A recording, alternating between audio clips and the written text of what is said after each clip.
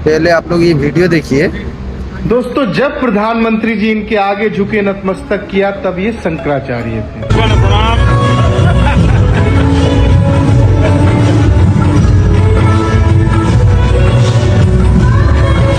जब प्रधानमंत्री जी के सबसे खास दोस्त अडानी ने इनको अपने आवास पर आमंत्रित किया, इनका स्वागत किया, तब भी ये शंकराचार्य थे।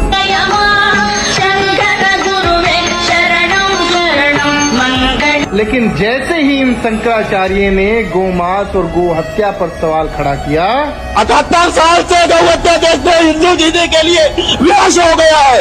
इन काले अंग्रेजों के द्वारा, इन मुगलों के द्वारा नरेंद्र हिंदू कहकर के सत्ता में आए हुए हैं। गुस्सा नहीं हो गया? हमारी मां की हत्या बंद हो, हमारी यही मांग है।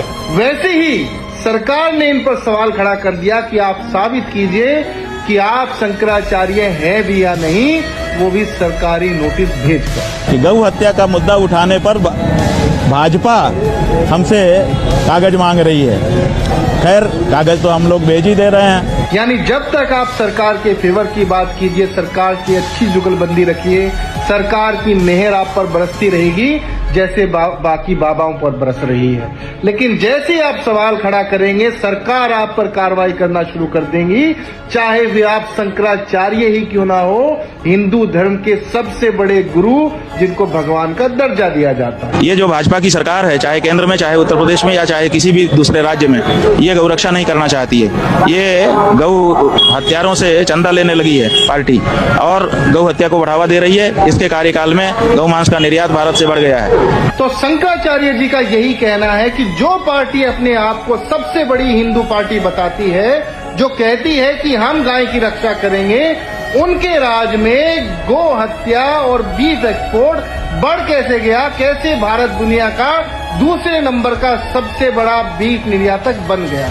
और ये जो लोग आपको स्क्रीन पर नजर आ रहे हैं, जो गो हत्या गो रक्षक दल बनकर दिखाते हैं कि कांटा फेंक कर, लोहे के जाल फेंक कर ट्रक वाहनों को रोकने की कोशिश करते हैं, जिसमें बहुत सारे हादसे भी होते हैं, उसी उत्तर प्रदेश में इनको पता होगा कहां पर वो कत्ल खाने हैं, लेकिन इनकी हिम्मत नहीं होती वहां जाकर कोई कार्रवाई करे।